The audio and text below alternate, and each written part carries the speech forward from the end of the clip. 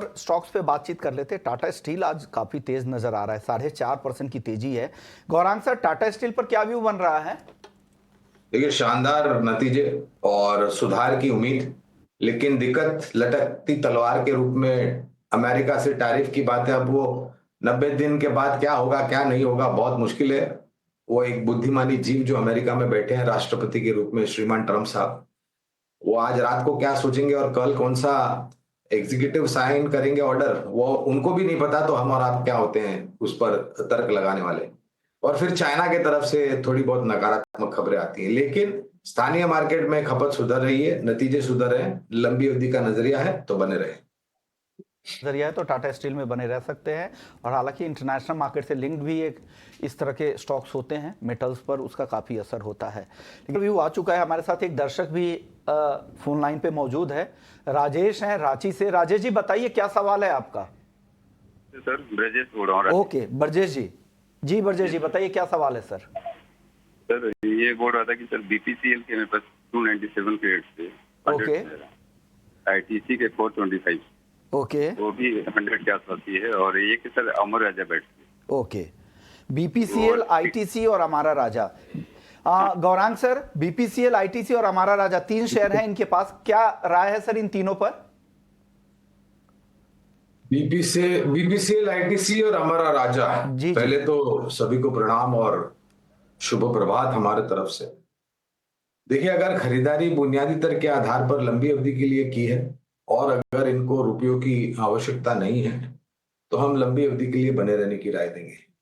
एक ही दिक्कत है, 3 में से जो ऑयल मार्केटिंग कंपनी में निवेश किया है बीपीसीएल में, सरकारी कंपनी है और कई बार घोषणा होने के पश्चात विनिवेश को लेकर के गतिविधि आगे बढ़ी नहीं है। मैं उम्मीद करता हूं आने वाले समय में ये विनिवेश को लेकर के उत्साह और बढ़ेगा और उस स्तर के आधार पर अगर लंबी अवधि का नजरिया है तो तीनों में बने रह सकते हैं और अगर निवेश लायक पूंजी है तो गिरावट पर और भी जोड़ सकते हैं।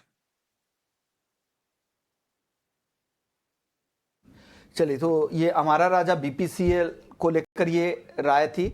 सर आईटीसी में क्या करना चाहिए? 491 की बाइंग है, बने रहे क्या आईटीसी में गौरांग सर? मैं तीनों की बात कर रहा हूं। अब बीपीसीएल, आईटीसी और हमारा राजा मोबिलिटी, तीनों में अगर लंबी अवधि का नजरिया है तो बने रह सकते।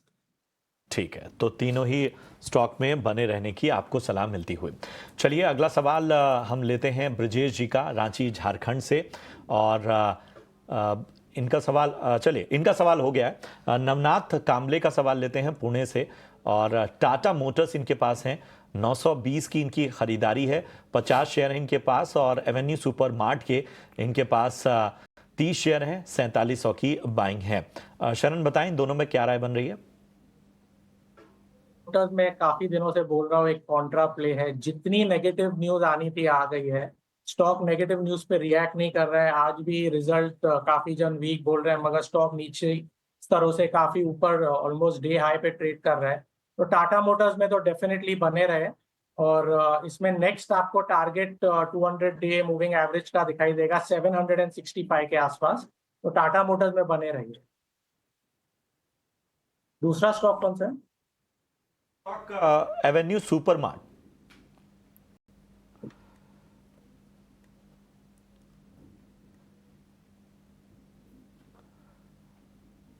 तो डी मार्ट कंसोलिडेट कर रहा है, एक राउंडिंग बॉटम पैटर्न बना रहा है। डी मार्ट पे अगर आपको बने रहना है तो 3850 के स्टॉप लॉस से बने रही है। अभी स्टॉक ने कल ही 200 डे मूविंग एवरेज को क्रॉस किया है। और फिर भी मैं एक बार बोलूंगा, आपके रिस्क को मैनेज करना है तो 3850 के स्टॉप लॉस से आप स्टॉक में बने रहिए। चलिए, ये सलाह है एवेन्यू सुपर मार्ट